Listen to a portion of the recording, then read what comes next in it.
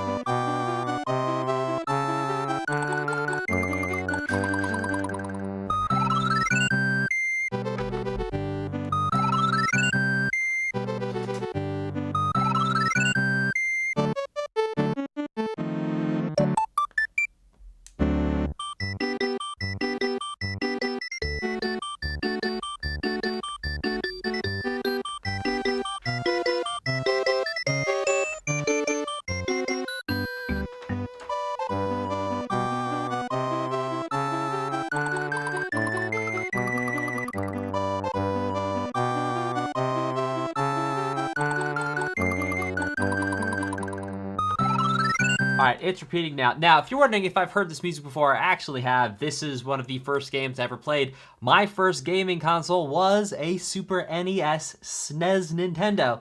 And if you're wondering if I've heard the music for this entire game, my uncle was actually one of the OG, they didn't call it speedrunning back in the day, but when I tell you that I've watched him beat this entire game in like under 30 minutes, that dude knows how to play this game. So I have heard most of this music, maybe not the entire pieces. I've heard, let's see, a fair bit myself, but, you know, watching my uncle run through this a couple times, I think one time I sat him and I was like, look, I think you could probably do this in under an hour. And he was like, no, we got other stuff we can do. I'm like, no.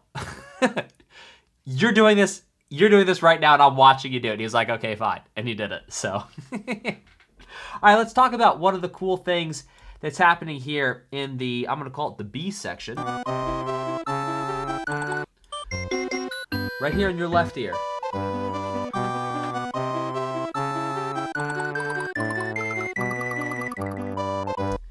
We have, well, yeah, I'm not going to call it Alberti bass, but what we have here is an arpeggio.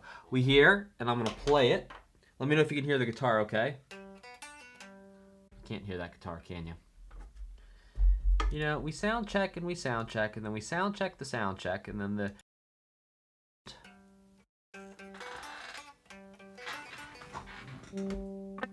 That'll help. All right. Without these.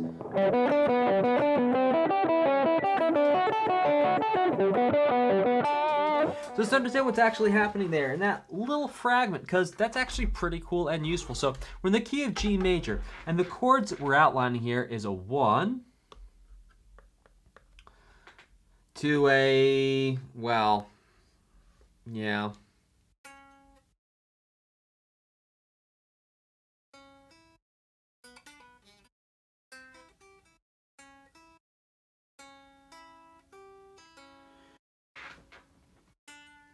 We have a 1 to a 4 to a 7 diminished, a 5 to 5. And it's a broken chord, so we're taking the exact chords that you would play underneath it. For example, you'd have a 1 to a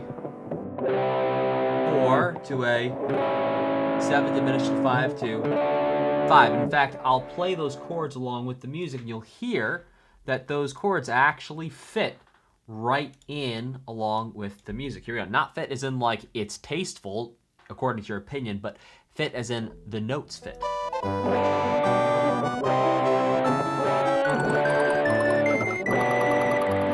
Type a 2 in the chat if you could hear that those chords fit along with what was happening underneath it. And so that right here, we're hearing these chords expressed as 3-note versions that are getting broken apart into their individual components. And an arpeggio, your scales and arpeggios in arpeggio is in fact a broken chord. And so when you hear an arpeggio, it's giving you the feeling of there being a chord, but without there actually being a chord. It's breaking up the chord into the individual notes.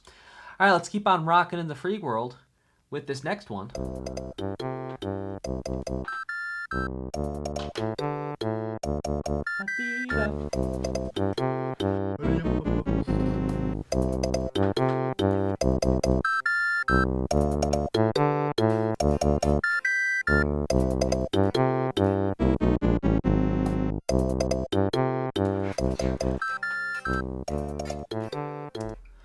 So what we hear present here in Yoshi's Island is actually the foundation of the Invincible Starman theme. The Invincible Starman theme has 2 chords in it. And the 2 chords we hear are going to be whoop,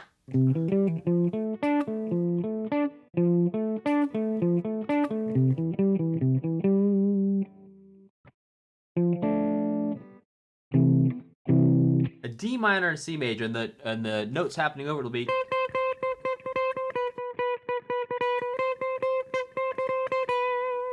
So the Starman theme is going to be in the key of C major, and it's going to be a 2 minor, at least in the past. So in Mario 1, 2, and 3, the Starman theme, we heard key of C major. The chords are going to be C major and then D minor in first inversion. Now we're hearing here for Yoshi's Island is it starts off on C, and then it goes to the 2 minor. And then, yeah, does something a little different the second time too. But the point is, if you're getting a feeling of like, even though it's Yoshi's Island, even though it's not Mario per se, in the sense that this is Yoshi's Home, where we're actually going to go, spoiler alert, by the way. Excuse me. We're live. Where we're actually going to go find Yoshi for the very first time, and then we can go take him other places, is going to be here. I think there's maybe 1 or 2 other places we can find him as well, like down in the mine underground area. But that's neither here nor there. Point being, we can actually see that Yoshi, to a degree, is actually, and this may be a tenuous connection, but it's actually representing the invincibility of the Starman theme here and here, because when you're on Yoshi, you basically get an extra life, right? You're on Yoshi, you knock into something, you just get knocked off Yoshi. That's a free life. So, yeah, a degree of invincibility there. Maybe I'm drawing connections where there's none to be drawn, but either way, let's have fun and check out this next piece.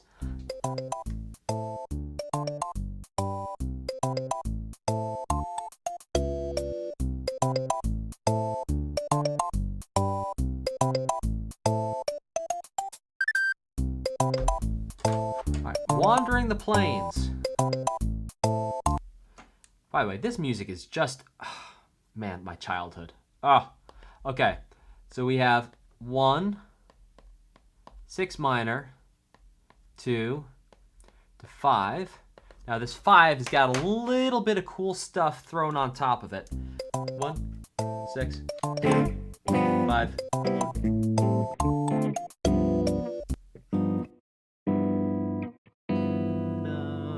Yeah, second time it's got like a 13 in it, but it's like we're getting jazzy. And if we think about the melody,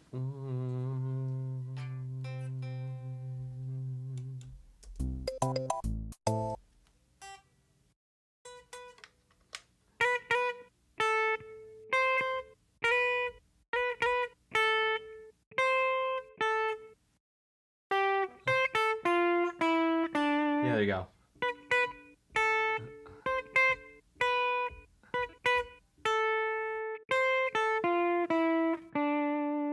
We have motif 1, which we can call our A. Then we have, I'm going to call it motif 1 again, A again, different notes.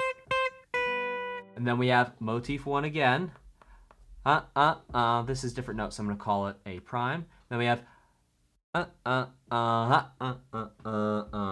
So we could call it technically an A double prime. We call this motif 1 again. Yeah, I'm going to say that's a motif 1 again. And then here for me, this is really like a B. Motif 2, D. So if we want to break down and understand the actual pattern of the melody, we have this one idea. Same rhythm, notes change. Same rhythm, back to the first notes. Oh, I'm adding in an extra thing here. Then we get these guys over here. So the overall melody structure of this piece of music is A, B with three, well, two actually, ideas. We have motif 1 with the note changes, motif 1, and then motif 2. So two motifs coming together into an B pattern for this here melody. All right, let's keep it. I mean, I think that's it the whole time, if I'm not mistaken. Yeah. All right, next. Oh.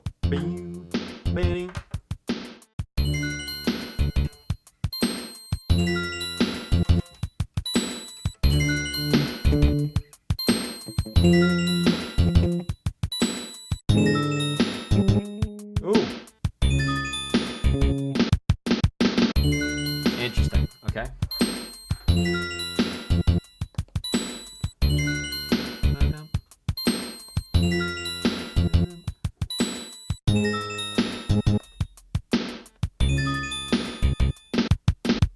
All right, let's understand the pattern that's being used here. So you have in the key of D minor. That's once. Twice. Thrice.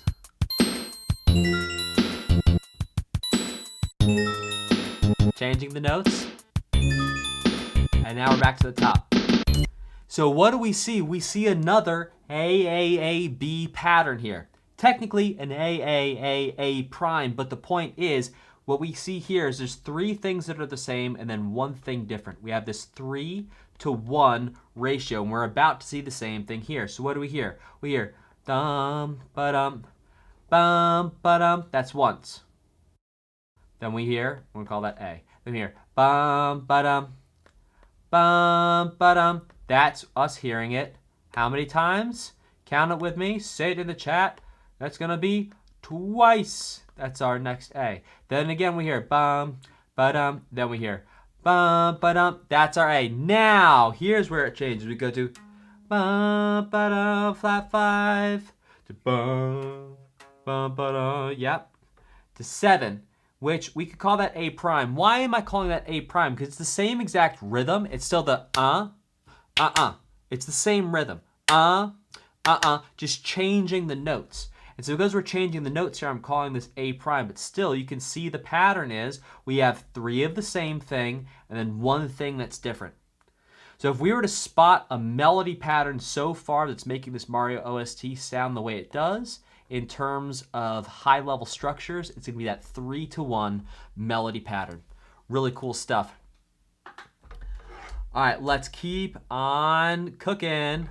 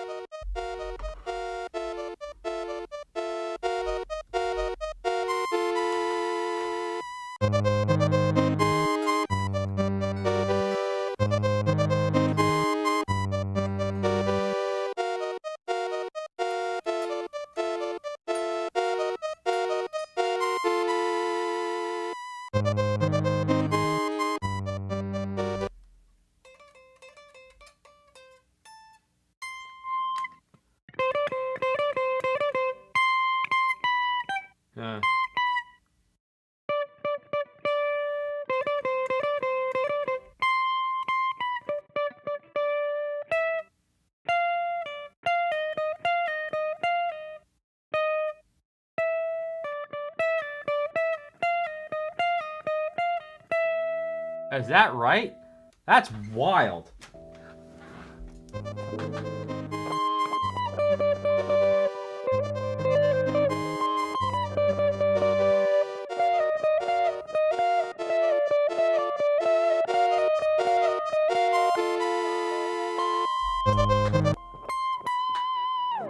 All right, so the melody stays diatonic to the key of C, which means it's only going to use the notes from a C major scale. What are those notes? Well, let me tell you.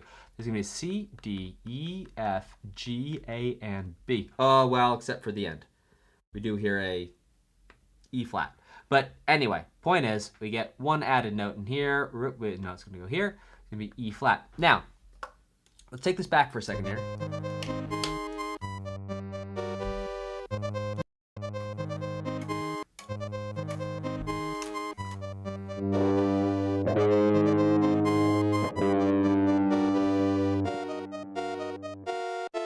Interesting. Okay, so part of what's giving this an eerie feeling is the fact that the melody here, at least in the A section, the melody is in the key of C major. It's taking only C major notes, but the note that's underpinning everything in the bass, the lowest note, is actually an A flat, and the rule in music is whatever the lowest note is going to give all the other notes above it context. Now that's not just a rule we made up, that's a rule of how your brain perceives sound. The way your brain perceives sound is whatever's the lowest note is going to give context to the notes above it. So we have this.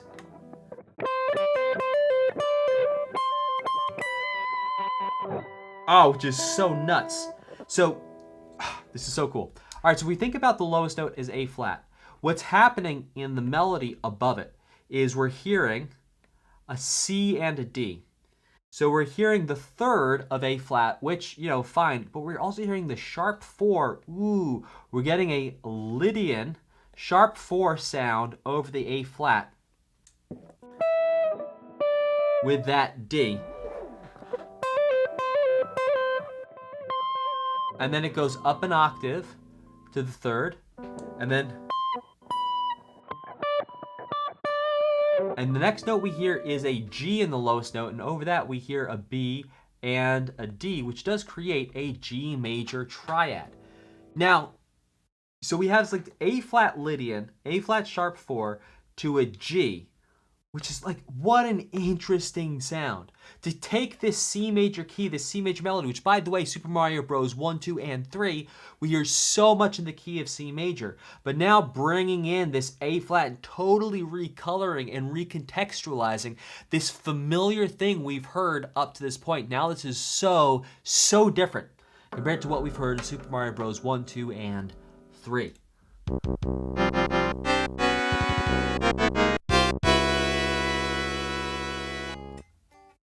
All right, well, I might need to listen to that a couple times to grab it.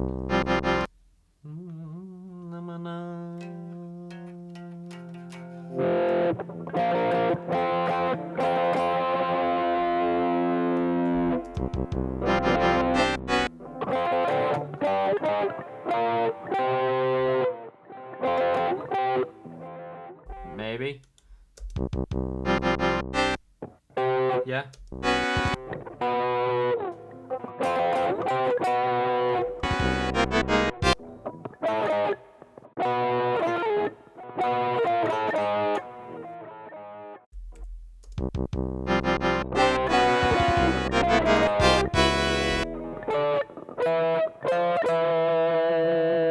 That might be the whole thing.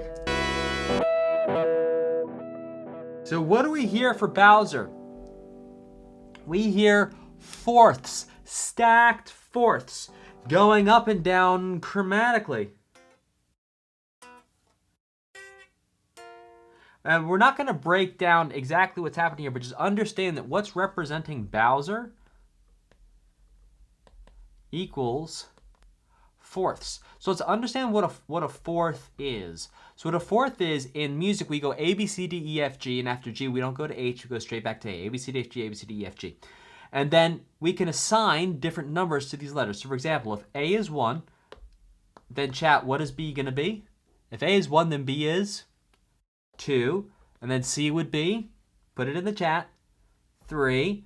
Then D would be, again, put it in the chat, 4. E is going to be 5. F's going to be 6. And then G is going to be, put it in the chat, 7. All right, so we have 1, 2, 3, 4, 5, 7. Now, what happens if instead we start on C? All right, so now we can have C, D, E, F, G. Remember, after G, we don't go to H, we go straight back to A. and then B. So now C is 1, D is 2, E is 3, F is 4, G is 5, A is 6, B is 7. So we could start on any one of these notes of A, B, C, D, E, F, and G. We can start on any one of these and call them 1, and then count up 4, and then play those two notes together. We're going to get what is called a fourth, specifically a harmonic perfect fourth. If we were to call it by its full name that its mother calls it when its mother is harmonic perfect fourth, get down here this instant. You know, its friends just call it fourth. Now, so let's say we're going to start on an E. A fourth up from that is going to be A. Let's say we have an F. A fourth up from that is going to be B flat. Let's say we have a C. A fourth up from that is going to be F. Let's say we have A. A fourth up from that is going to be D. So when we play these fourths together, that gets us that Bowser sound, or at least the Bowser's Castle.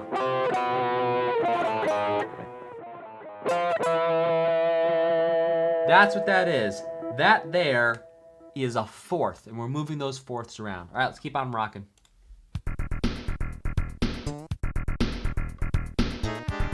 This is cool. It's like all the environment tracks first.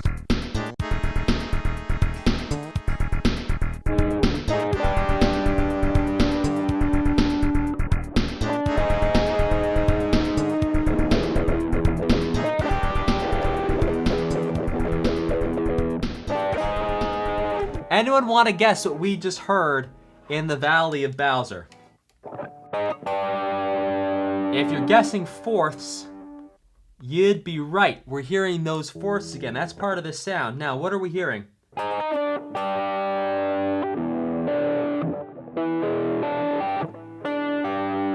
we're hearing over the E.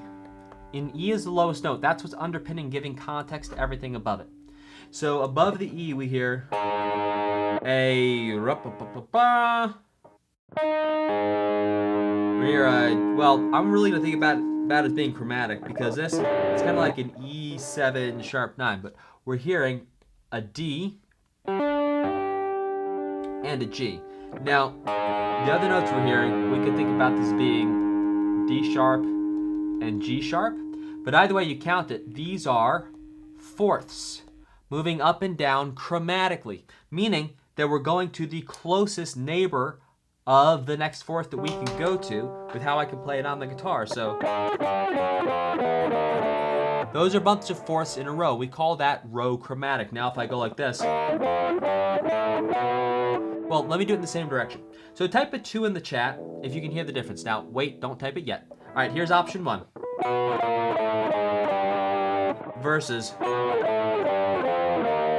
type a 3 in the chat if you could hear the difference between those two. The first one was chromatic. There was a smaller difference between the jump of each group of fourths that I played versus this one. There was larger gaps between all the fourths, so it actually ended up lower. So chromatic comes from chroma, like colors. So it's like we have all the colors, all the notes, all in a row. It's like creating a rainbow of color. So that's getting us that Bowser Valley sound. Again, it's fourths. So Bowser equals fourths. All right, let's keep cooking.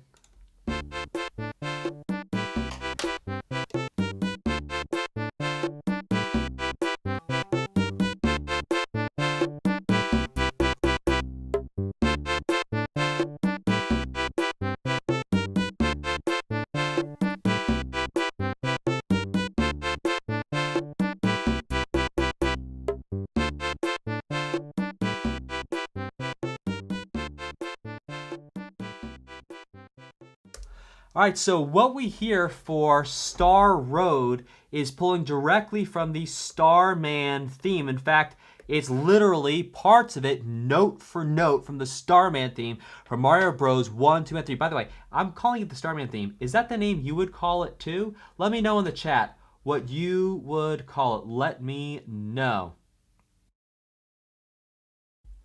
Let me know what you would call it. I'm calling it the Starman theme. So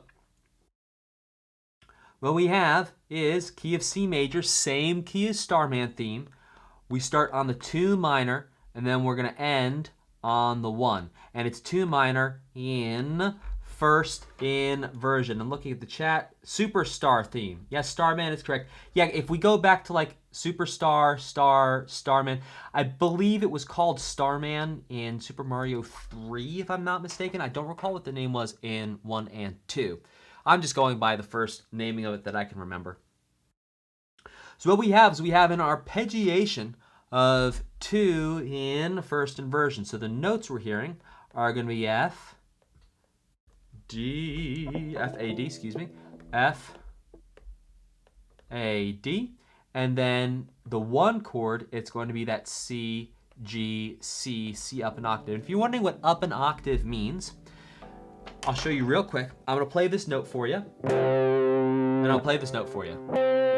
Now, even if you know nothing about music, you might be able to spot that connection. That this, even though clearly this is lower, clearly this is higher, that there's something tying these two together. Type an 8, the number 8, in the chat if you can hear the connection between this and this. This and this. Yeah, type an 8 in the chat if you can hear the connection between these two notes. Even if you know nothing about music, you go, yeah, there's something, I can't quite put my finger on it, but it sounds similar. Like a man's bridge, Yoshi Star, I see you. Cloud Colin, I see you. Kniffle, I see you. And so what the connection is between these two is your brain is actually matching the frequencies of these two notes. So the lower note, let's imagine sound waves in air. The low note looks like this, and then the high note looks like this. It's actually oscillating or vibrating at twice the frequency as the lower version of itself. So they're going to have the same name. They're both going to be C notes, but then they're going to have a different number after them to say how low or how high. This is a C3 versus a C4, for example. C3 versus C4. And the C4 is going to vibrate or oscillate, you can think about the sound waves in the air, twice as fast as the C3. All right, let's keep it cooking.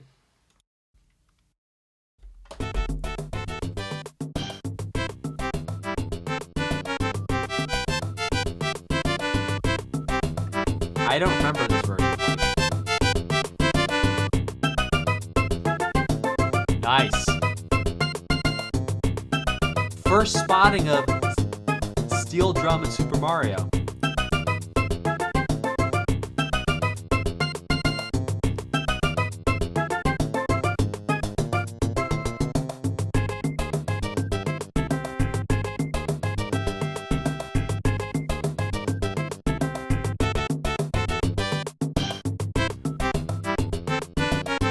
Orchestra hit too.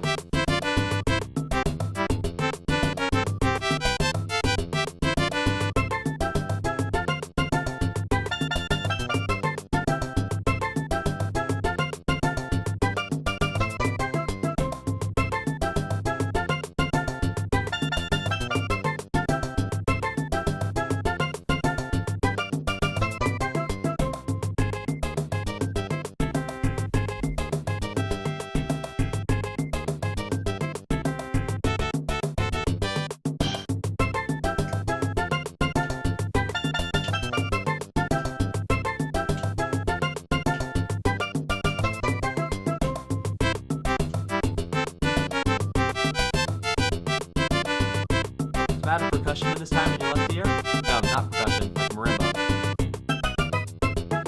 I know how words work.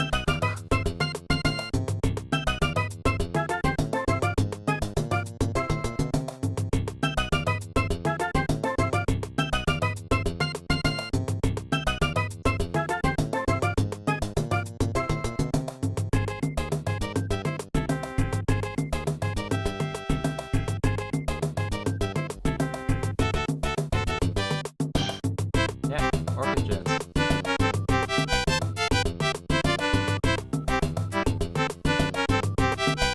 Just hanging on the 1 there. 5, 1, 4, 5, 1.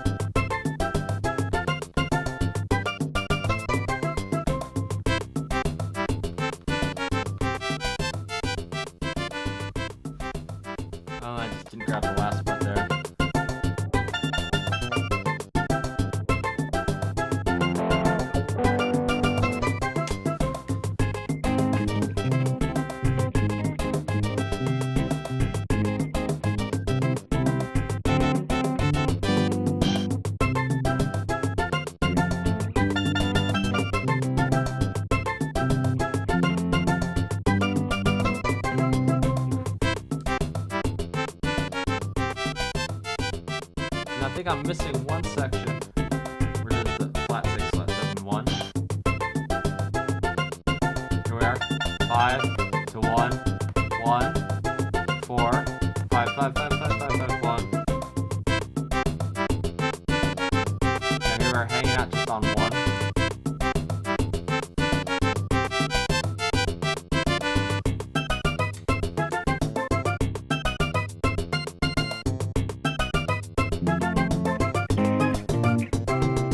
There it was.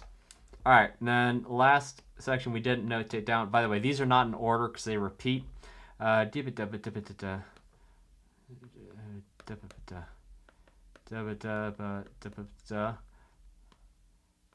6, flat 7, 1. Let's double check my work there.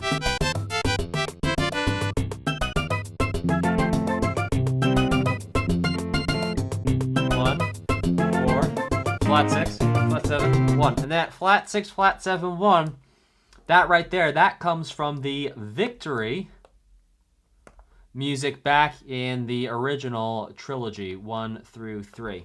That right there, super cool. Let's keep on rocking and rolling with this next one. Oh, yes. Oh, yes. Let's farm those lives. I think you can get 8 or 10 or maybe 12 lives out of just this level right here. I have this level burned into my muscle memory.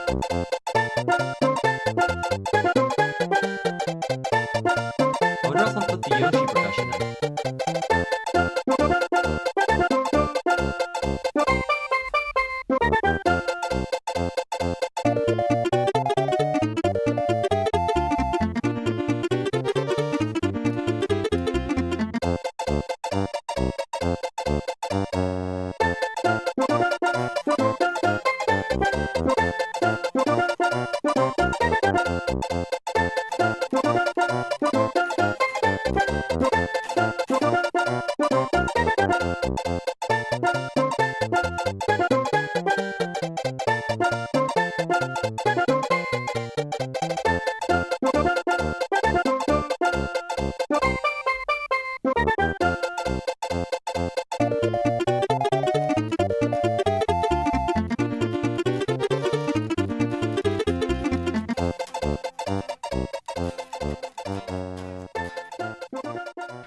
All right, let's just start right at the beginning.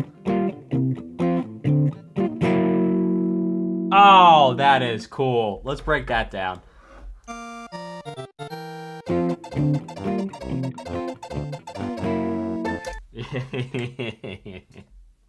All right, we're in the key of F major, not without precedence in this Mario series. We heard this in Mario 1, 2, and 3. And right here we have a pretty quick moving 1, 6, 2, 5. And the second tether, it's 1, 6, 2. And then I'm going to call that flat 2, which really is going to be a tritone substitution for 5. And we're going to understand that. That's going to be a lot of fun.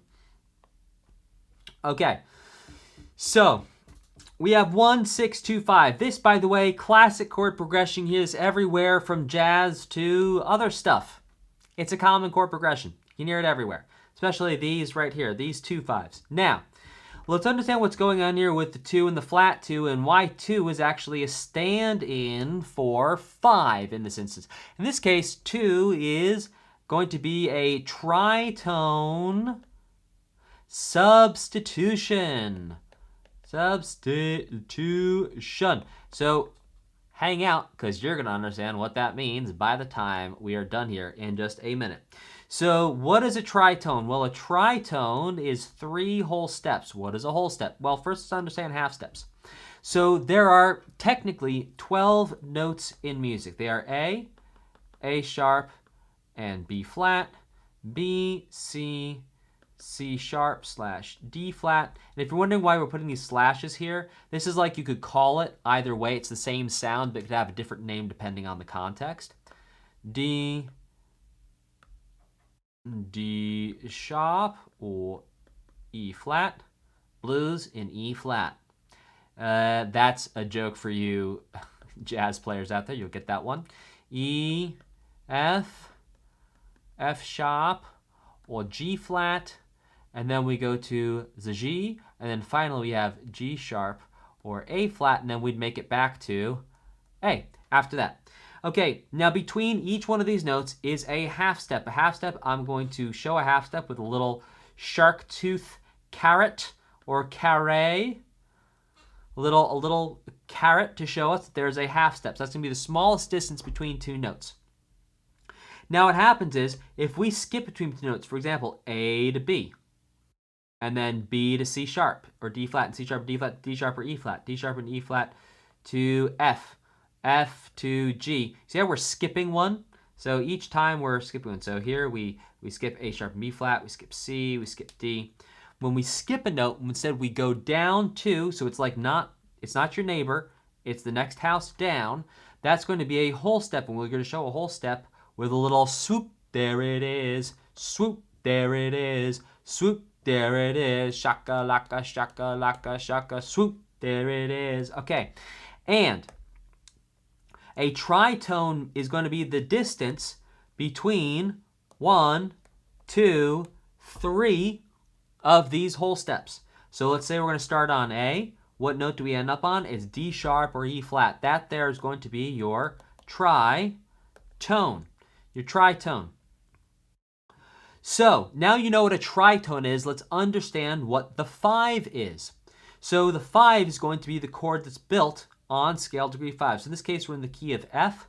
So the 5 is going to be C. Why? So F is 1, G is 2, A is 3, B flat is 4, C is 5, D is 6, E is 7. 1, 2, 3, 4, 5, 6, 7. Count them. So F is 1, C is 5. So if we go and we just take every other note from this scale, so C, every other note we go to E, next every other note would be G. We're going to stack these on top of each other. That's going to get us what we'd call a C major chord. And that's going to be the chord that's built on 5. So because it's built on 5, we're going to give it a Roman numeral 5 to show the difference between the numbers that are the notes, and then the Roman numerals will show the chords. And if you're saying, what's the difference between a note and a chord? Well, this is a note, this is a note, this is a note, this is a note, and if we play all these notes together, they create a chord.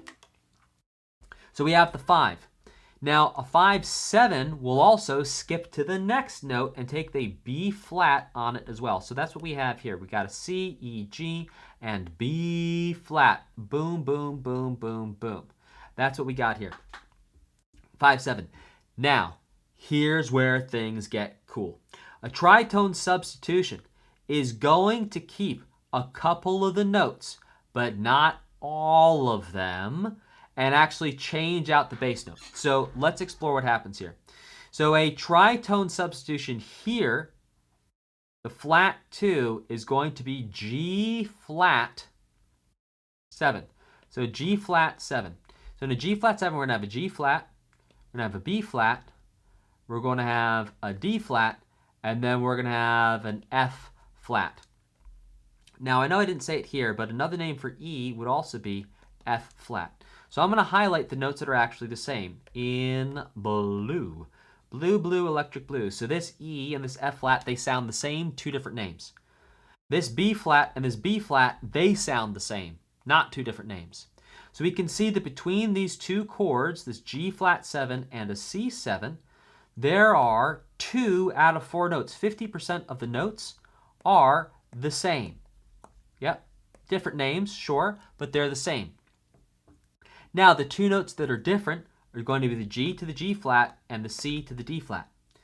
And so the tritone means if we go from C, let's do it here.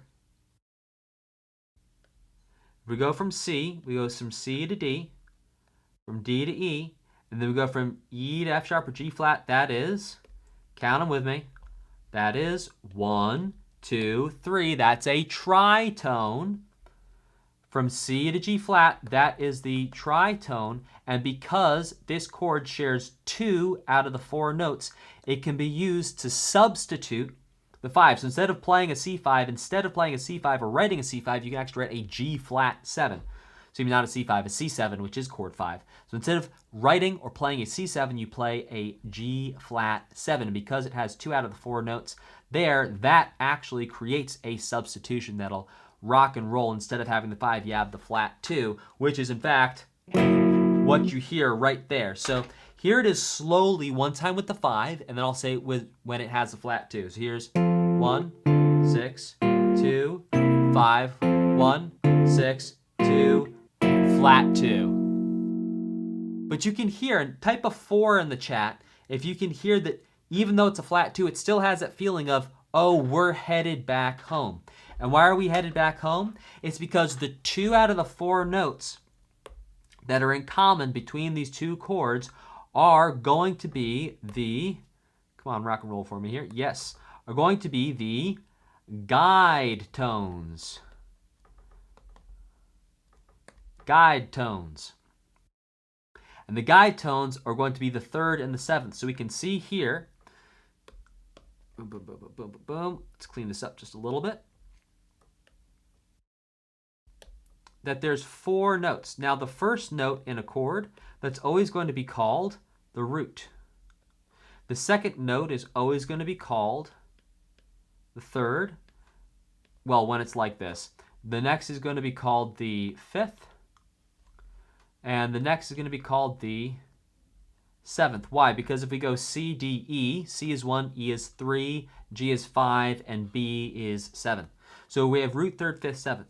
Now, the 3rd and the 7th, these are the most potent notes in terms of actually communicating the emotional content of the chord. They're not the only ones, to be clear, but they're the most potent ones.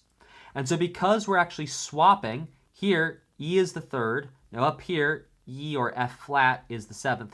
Now here, B flat is the 7th. Down here, B flat is the 3rd. One of the reasons why these are substitutable is because they both share the same guide tones. Let's keep on rocking to the next one.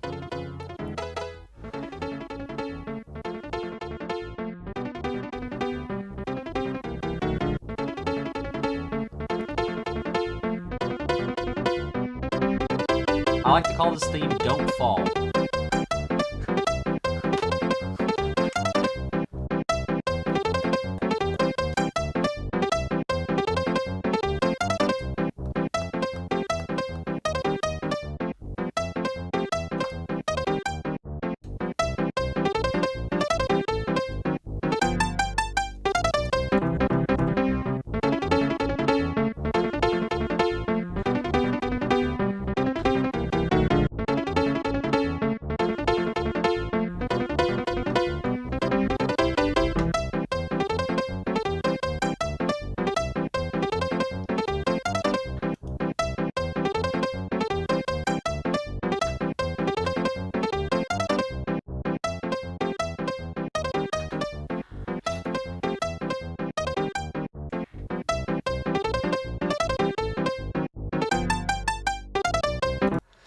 You know, something that I really love about this one is just the feeling of adrenaline that still is kicking in my body of like, I don't know about you, this was the first game I ever played, so like, I had 0 gaming skills, like timing jumps, like all that stuff. It was like, I got my game skills from this game.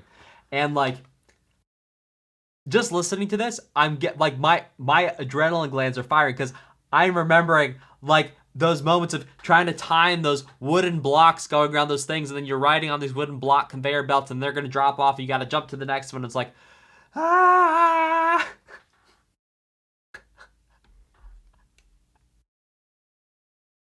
Absolutely nuts. Absolutely nuts. Let's keep going to the next one.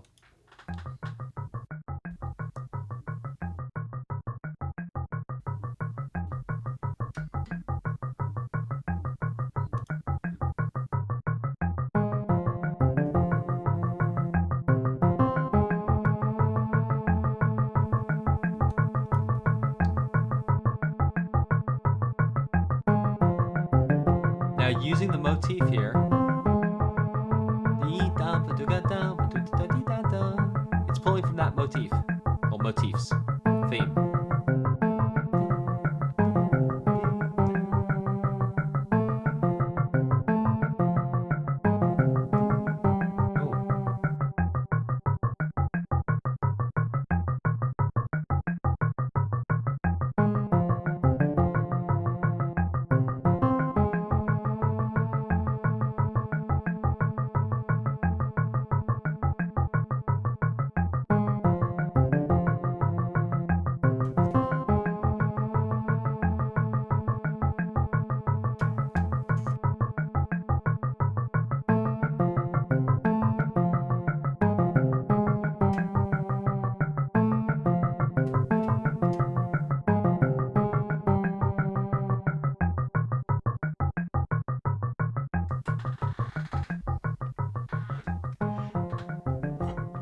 Now, what's changing about the way this is presented? Well, if I'm not mistaken, so we are in the key of F, which we have been before in this OST now. What's different is instead of...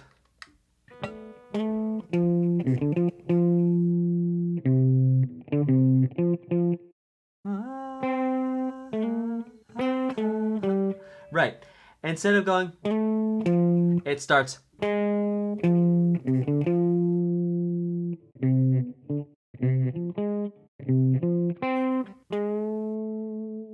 Let's put some zhuzh on that.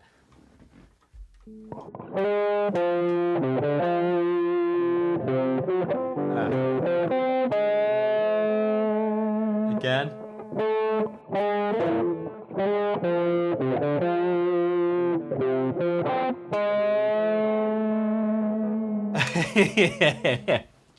All right, so what's happening there is instead of being 3-1, it's flat 3-1. So it's actually changing the notes a little bit. Yes. Oh, and yeah, Yoshi Star is what I personally call the minor version of the main motif. Yes. But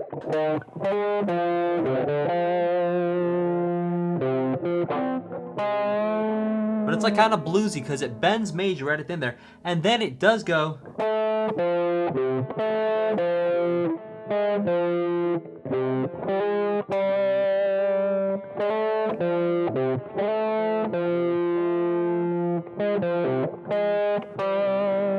So it is actually major, the second half of it. But the first half of it, it does start minor. Bum, bum, bum, bum, bum, bum, bum, bum, bum. It bends from flat 3 to 3. Really cool. Really interesting. So if you're wondering what the difference between flat 3 is versus 3, well, in this case, that's the difference between an A versus an A flat. It's going down 1/2 step, which you already know about. How cool for you. You're actually understanding some cool things. All right, let's keep on rocking it with the next one.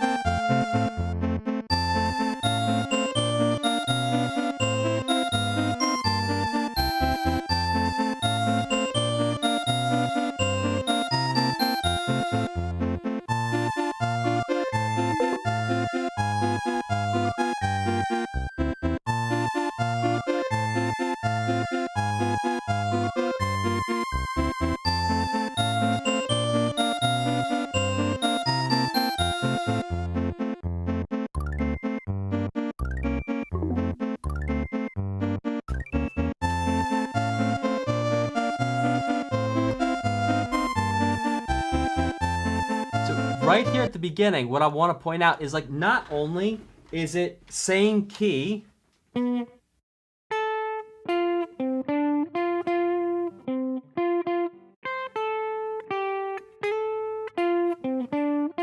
I might be missing a note or two in there, but you get the idea. And even the chords are the same.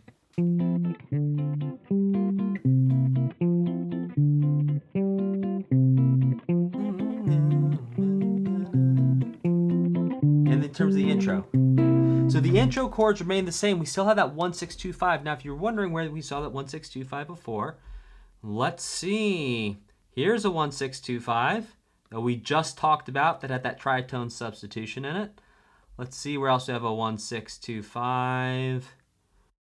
Oh, here we go. Right back at the beginning, 1-6-2-5. Yeah, we might have heard it some other places and I just didn't point it out. So we're back here again with a 1-6-2-5. And what a masterful way of continuing to shape and change this main motif, this main theme, keeping it in the same key, same chords. This time, obviously, we're hearing it in 3. So the difference of 3 versus 4 is like 1, 2, 3, 4, 1, 2,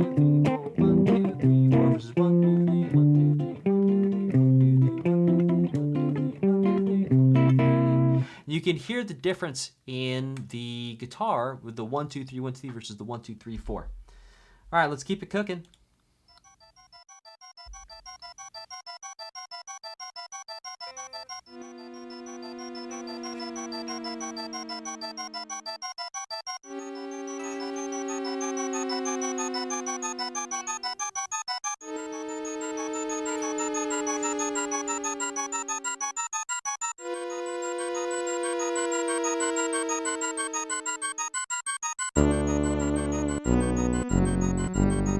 By the way, it's just the same melody, just a little creepy.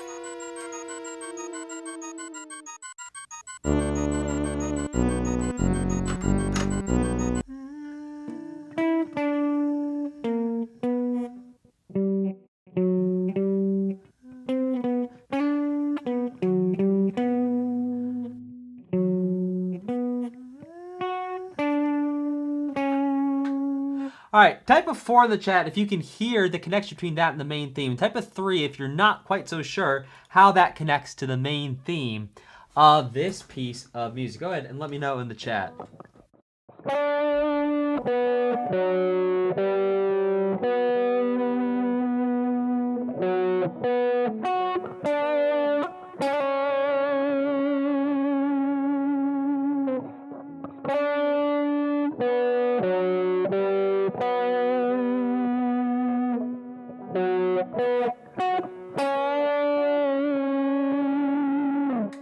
I see 1, 3, a whole bunch of 4s. Okay, so for those of you who are 3s and you're not quite feeling it, 4s, help me out here. We're gonna do a group explanation. So let's think about it. It goes be ba bom bom ba, and if we think about, let's see, how do we even play the main thing?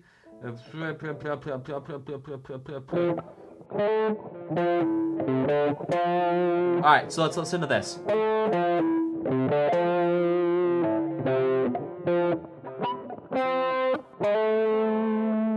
Right? We hear that. Now listen to this. Do you hear how it's... Sorry. We have versus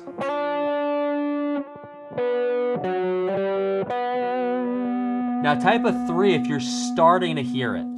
Type another 3 if you're starting to hear the connection. I'll play it for you again.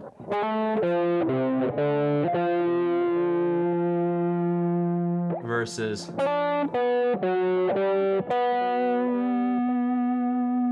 Ah, they're starting to hear it. Super cool. So let's understand what the connection is here. And let's just map out the direction of the notes. So we have a descending. In this case, it's going to be a major third. Let's make that M a little bit bigger. So we have a descending major third. It goes down. And then down again. Perfect fourth. Up. A major second. Up a minor third. Now let's just break this next one down. We have what? Down, down. One more down. Up, up, up, up. So you can see here we have 2 downs, 2 ups, 2 downs, 2 ups. That's part of it. And that's part of what you can spot in terms of the pattern that's connecting these motifs together. They're going high note to lower note to low note. And then instead of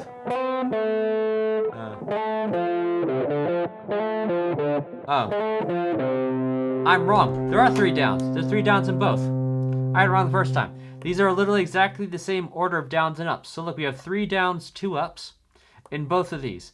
3 downs, 2 ups. It's the exact same pattern of ups and downs, and that's part of what is matching it.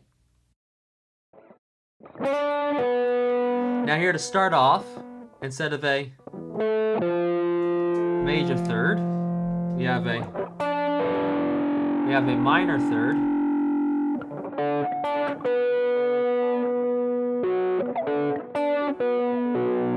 Still perfect fourth. Now instead of a major second, it's gonna be a minor second. And then a major third.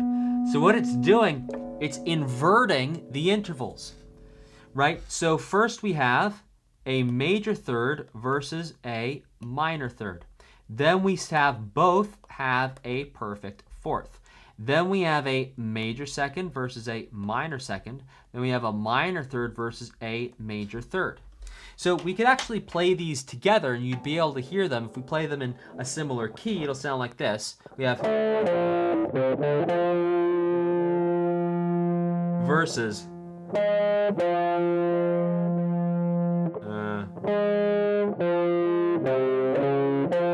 there we go. Versus.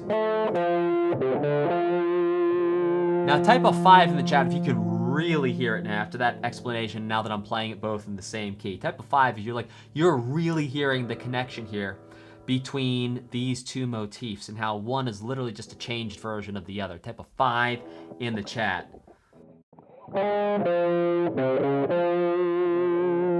Awesome. Vaughn, I see you. J2O Juice. Yagi, I see you. Matt, Wallace. Fantastic. You guys are hearing it. Super, super cool. Great. So guys, this is what we would call motivic,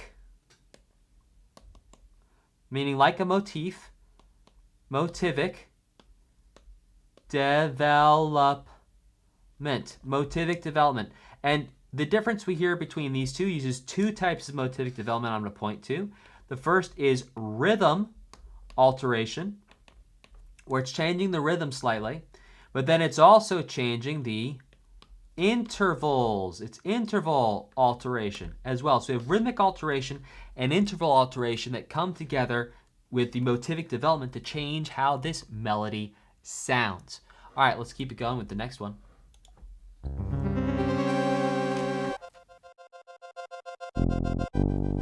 Them skeleton birds don't die. Unless you have a cape. That's neither here nor there.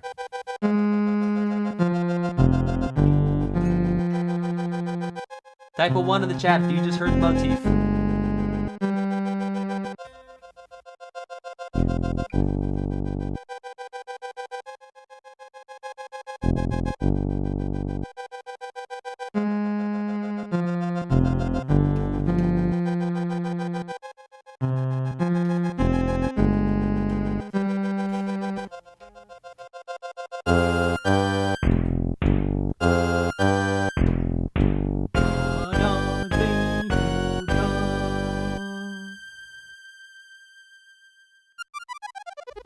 So this is actually using the same version of the motif as we heard for the underground theme to start off with.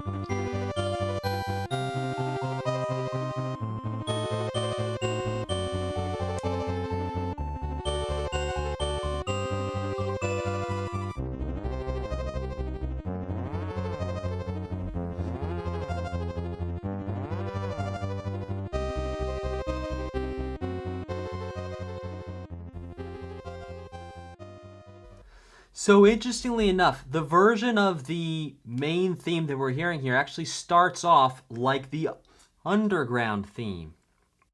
What I'm going to do here is I'm actually going to color code things for you to make things super duper clear so you can see the difference between the versions of this. There you go. All right, so we have our major version here. We have our, let's do it a little different. Here, we got our major version here. We've got our haunt version here. Then we have our fortress / underground version here. And so what we can see is we always have some type of third that starts us off. Then in each case, it hits a perfect fourth. Some type of second, some cases it's a minor, sometimes it's a major second, and then some type of third. In each case, it actually makes up this main theme and then the interval alterations on this main theme. Really cool stuff. All right, let's keep it cooking. You're running out of time, Bubba.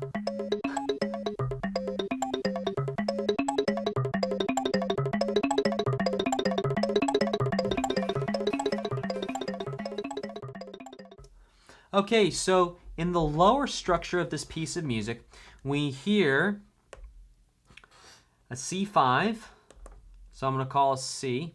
We hear a 1-5 to a flat 2-5. What does that sound like? It sounds like this.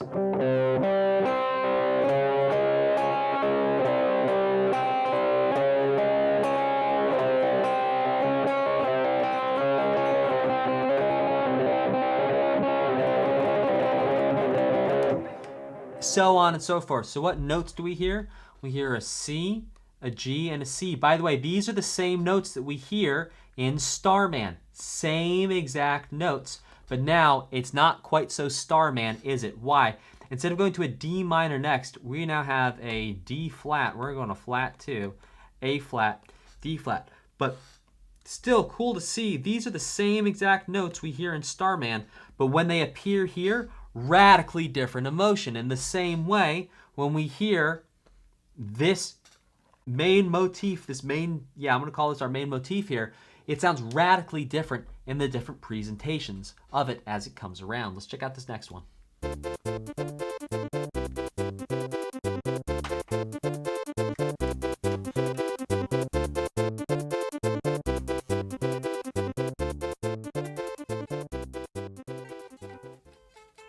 All right, so a little bit of a change here going on in this version of I'm going to call Starman.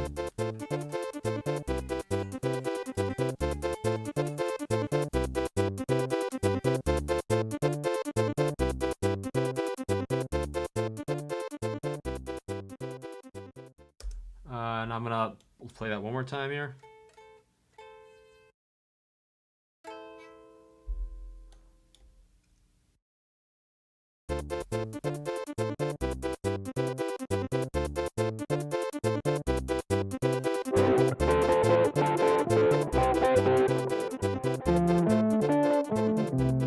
Okay, so let's unpack exactly what's going on here.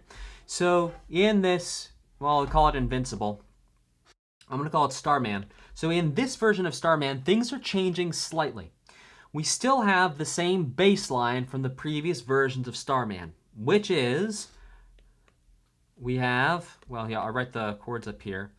We got like 2 minor, first inversion to 1. That remains the same, but what's happening above is different. What's happening below is not. What's happening below, same thing. We're hearing that F, A, D, A, 2, then that should be C, C, G, C, G. This is the same bass line we've heard since Mario 1, the original Super Mario Bros. Now up top, we do hear the same melody as we heard in all the way back, starting in Super Mario Bros. We hear the 1 1 1 1 1 7 7 1 1 1 1 1 7. But what's changing now is what's stacked underneath that 1.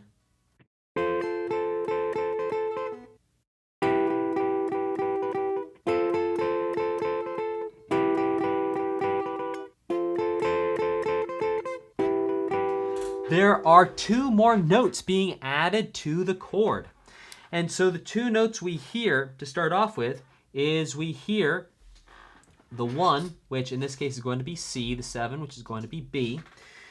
We're also hearing an A, which is like down here, but we're hearing a much higher A here. And then we're also hearing another F. So we're getting an F, A, C. And if we took these notes at face value, this would actually give us an F major chord, not a 2 in first inversion. So at this point, given the instances of F and the C there, we could then either extrapolate this out as being a 2 minor 7, or in fact, it's really an F chord with a 6 added in an arpeggio, which by the way is not outside of the realm of possibility to think about it that way, because you have like bass lines.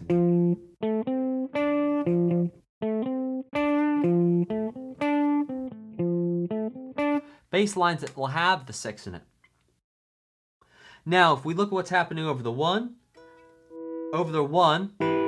we get an E and a G, which does create, in fact, a 1 major 7.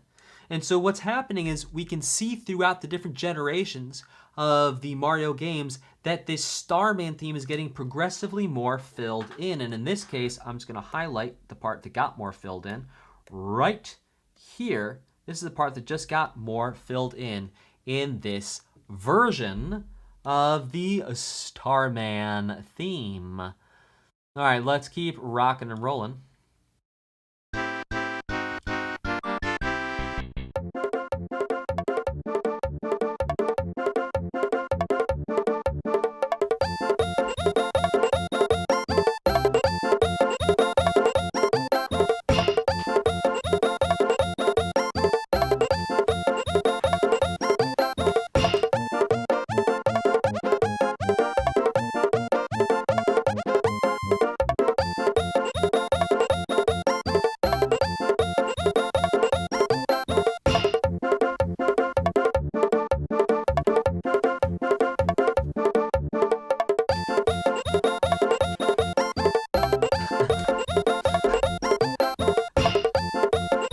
Love those orchestra hits in there too.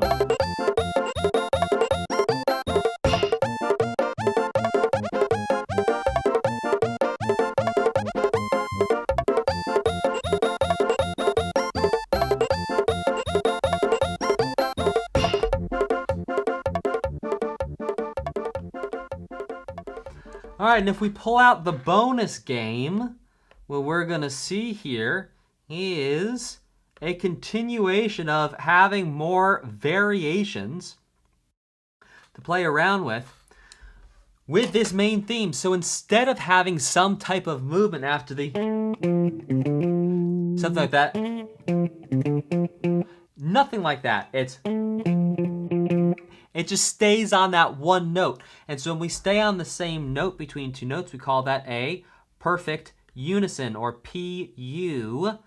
Not that that smells, but a PU, perfect unison. So we now have major, haunted, fortress, underground, and now, ladies and gentlemen, I give you bonus. A couple different versions of this motif. All right, let's keep cooking with this next one. Oh, that's a little stinger right at the end of the bonus game. Let's go to the next one. And orchestra hit too.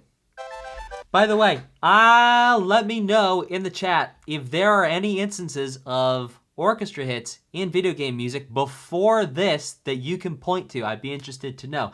I wonder how many firsts there are for Mario. So we speculated previously in Mario 1 that perhaps the flat 6, flat 7, 1 victory chord progression was the first time this chord progression ever appeared in a video game. Now my question to you is this. Is this in fact the first time that we've heard orchestra hits in a video game? I'm no historian, maybe you are, and you can tell me if you know of an earlier version. Off the top of my head, I cannot think of one. There we go, some really cool things there. Maybe a second first for Mario that we might have just picked up of what it's putting down. And again, let me know in the chat if you happen to know the answer to that one.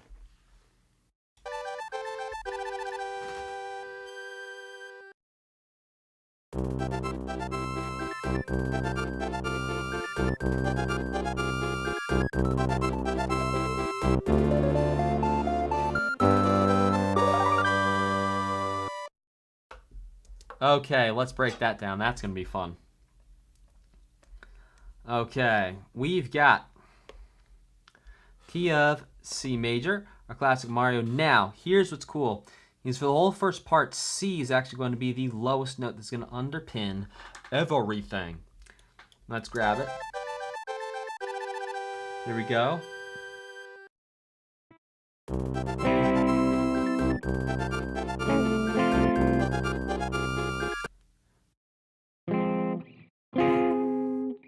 So it's like we have a 1. Then it's like we have a 2 minor over 1. Then it's like we got a 4 minor over 1, back to 1. And then it does 2, 5. So by the way, this idea of keeping one note underneath a whole bunch of other chords on top of it is not unique to Mario. Well, again, Mario might actually have been the first one to do it for Victory. I am not sure about that. This is the earliest instance of it that I can think of off the top of my head. If we go look at some of the Pokemon games, which, by the way, we were drawing parallels to the Pokemon games and also Zelda games out of previous Mario games already for Super Mario Bros. 1, 2, and 3. We know that for the Victory themes in the Pokemon games, like after you beat the... what's it called? When you go fight all the people in a row, and it's really difficult at first, and then you go back and do it 30 times because you want to be overpowered and you just enjoy kind of like beating them again? Or is that just the way I play Pokemon games? You know, the final 5, whatever you call them. Yeah, when you go back and beat those guys, this is the type of stuff you'll hear too. It's where you have one note underpinning a whole bunch of notes moving, a whole bunch of chords, moving on top of it. So here we have...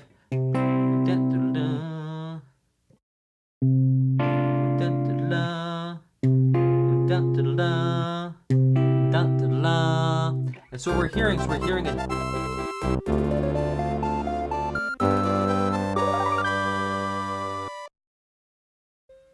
Yeah, and it ends on a 5. So here there's a D minor chord, a D, F, and A over a C. Here we have an F, A flat. It also might be, no, F, A flat, C over A, C back to a C, E, G. All right, let's go to the next one.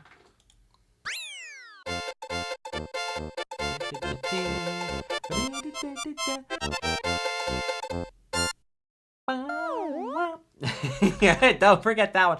I was a little early on it. It's been a while since I played this. I knew it was coming. Let's listen to that again. What a sweet sound this one is.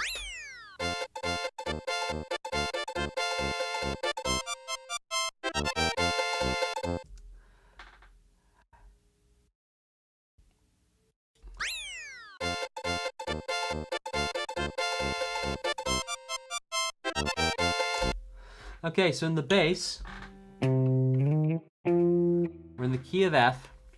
What can we hear? We hear flat 7, 6, flat 6, 5, then 5. Is it 7, 1?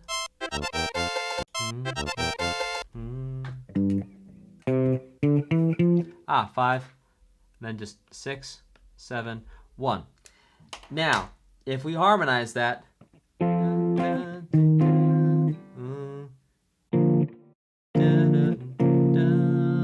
maybe.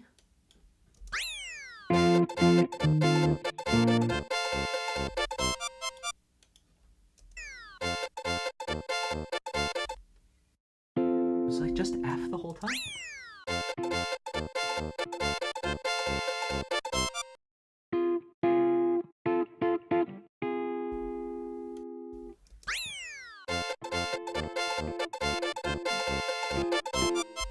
Oh my gosh, it's like literally just an F chord, like the whole time, over the whole thing.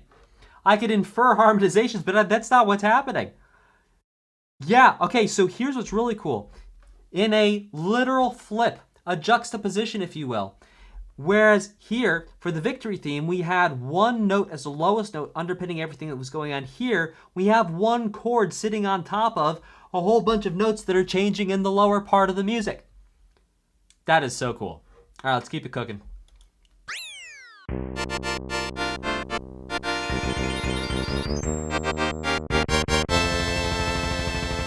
All right, well, let's get that and add that to our motif collection here, because, you know, we got to catch them all. Dan, this is Mario. It's not Pokemon. I know. I'm having fun.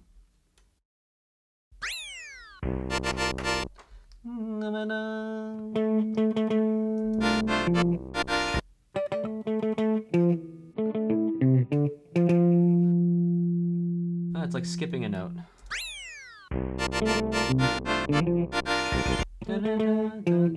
Oh, no, it's not. I was skipping a note. Come on, can I play it right this time, please? Well, close enough. So we actually can hear our major version of the theme here present with some different harmonies on top of it and different rhythms. That's rhythm alteration for sure. Rhythm alteration. They're going on for Fortress Clear. Let's check out the next one.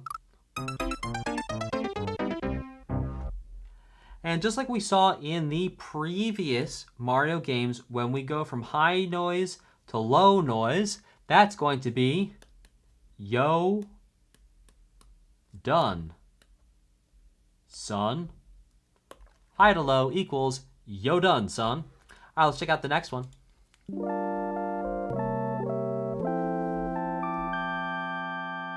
Oh, that's so pretty. That 9 seconds. All right, for real, this is going to take me like maybe 2 minutes to figure out, but I'm going to get it.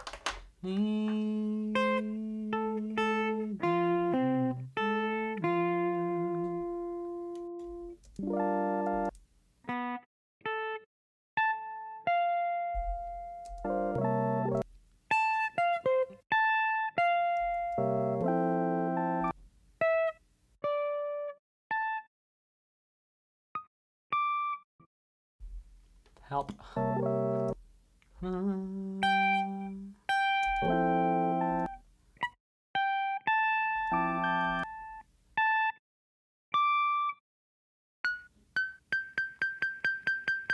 Look, Ma, I played it. I can show you how I'm playing it.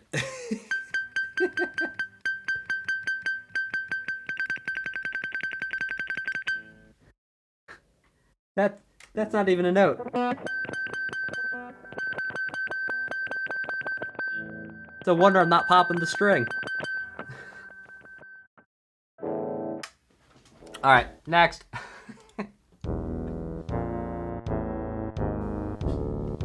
Anyone want to guess what we're hearing right now?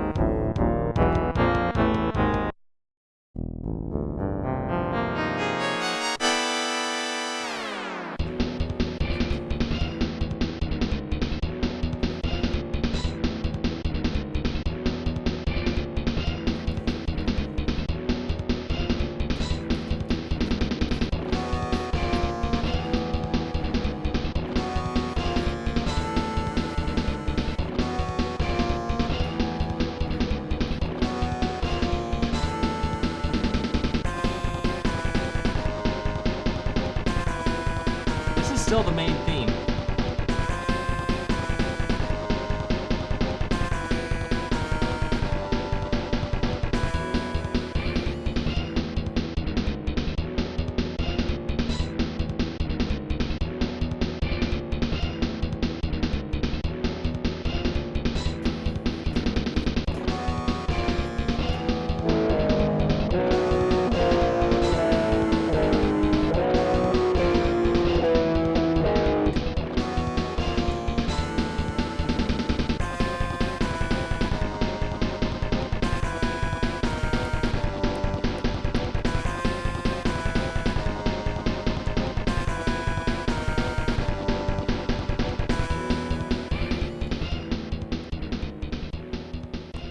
And again, we have chromatic fourths representing Bowser yet again.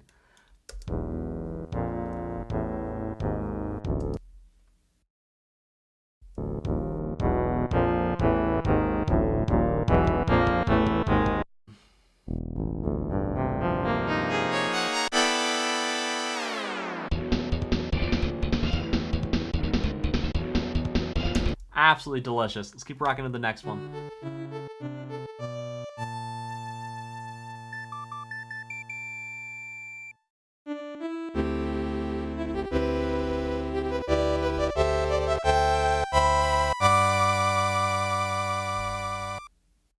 Oh, absolutely gorgeous. Princess Peach is rescued.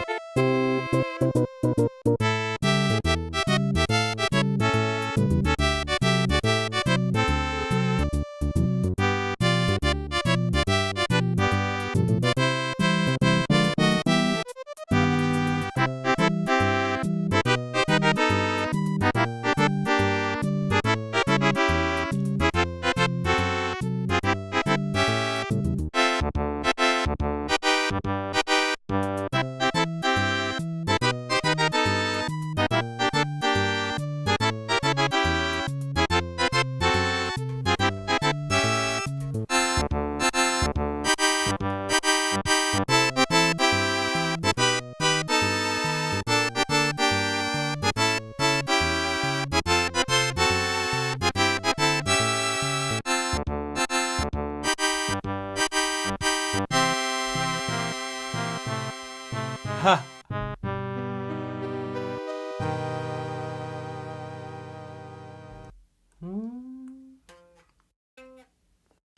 That ending there.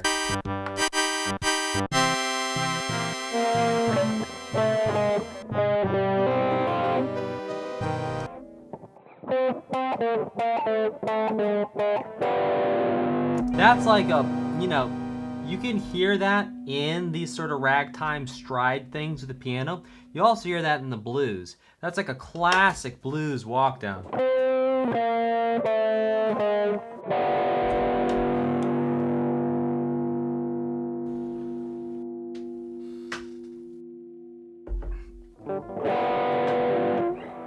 And so what's happening is you're basically going, we're to harmonize it.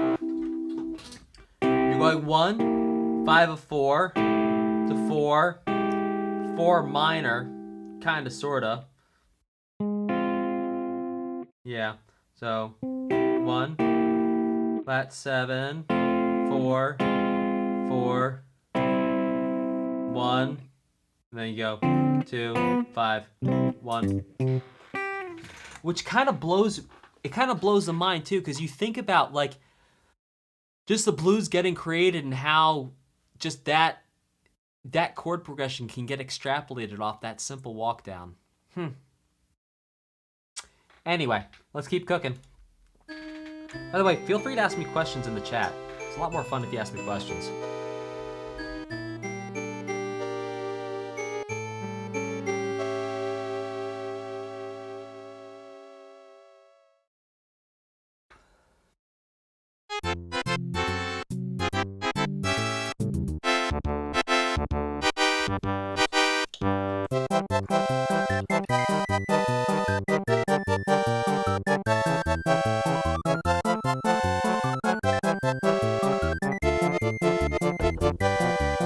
That's fast.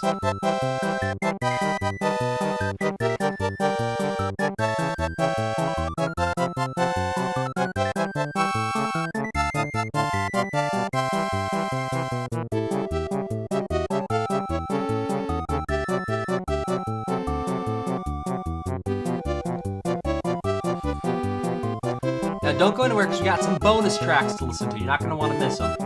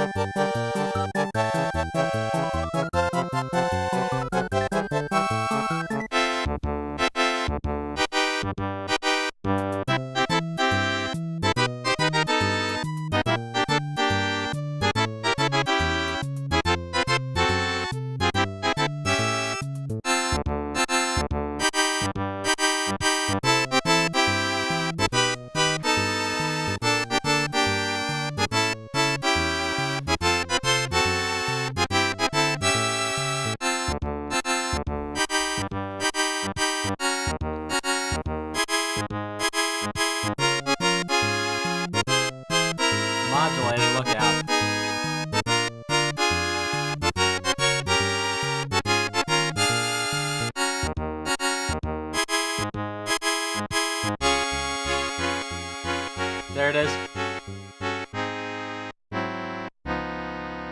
Yeah.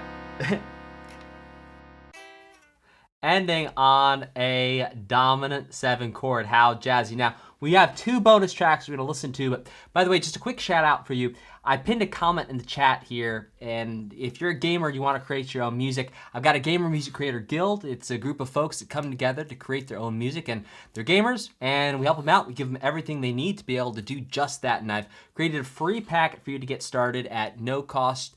That link is in the video description. It's also in the pinned chat. So click that link. You get a whole bunch of free lessons for you to get started creating your own music now. My whole thing is helping gamers create their own music. Why? I'm a gamer. I create music. I want to help you do that too. And so we can have fun, make music together. So go ahead and check out that in the description and in the pinned chat. Let's check out this bonus track here.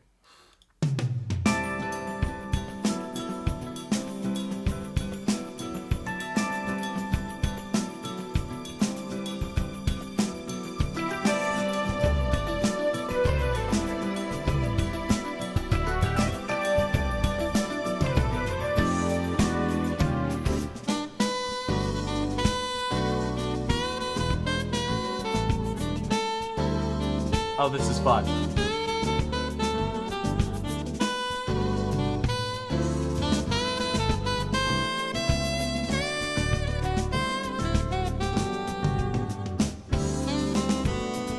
I'm getting goosebumps. This is awesome.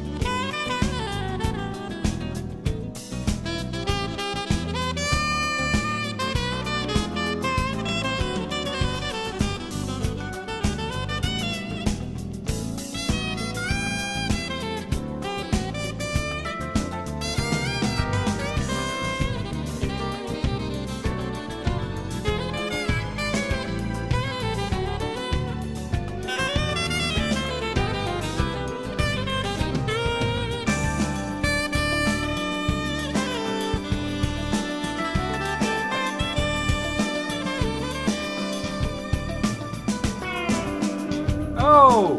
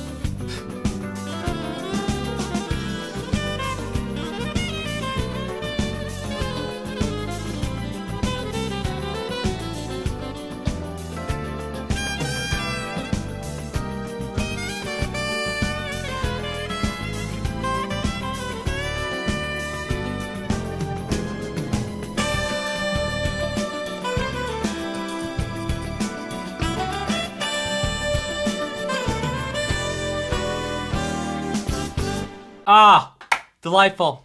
All right, guys, we're going to call it here. Thank you so much for hanging out with me while we listened through this Super Mario World OST. This was such a special game for me. I spent so many, I'm going to cry. I'm crying. I spent so many happy hours playing this game and thinking about this game, and the music just touches my heart so much. And I'm really grateful we got to sit down and listen to this game together, because this truly is a special one for me. So yeah, thank you so much for hanging out, and my heart to yours. Yeah, sending you love.